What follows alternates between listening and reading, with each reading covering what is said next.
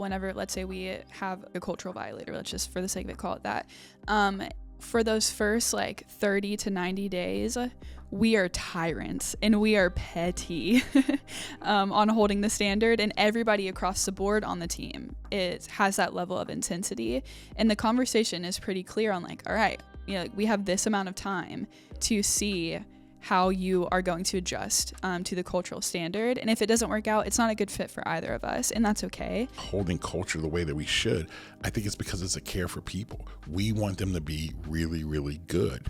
We want them to be the best version of themselves. And we know that if you will do these things, even when you leave here, that's going to be something so embedded in you that you're going to do it. How many people have left here to where they're helping other organizations, and they'll tell me all the time, man, I learned this being there. A good friend of mine, Billy, who was one of my first employees, Billy says it all the time. He's like, when I go into any place now, because when we started, we didn't have anything.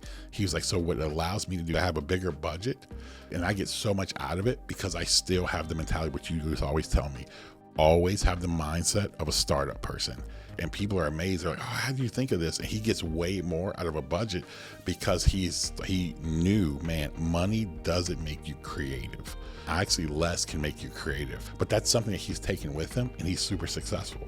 And so that's why we do it. I think if you're holding those lines like that, you actually care for people.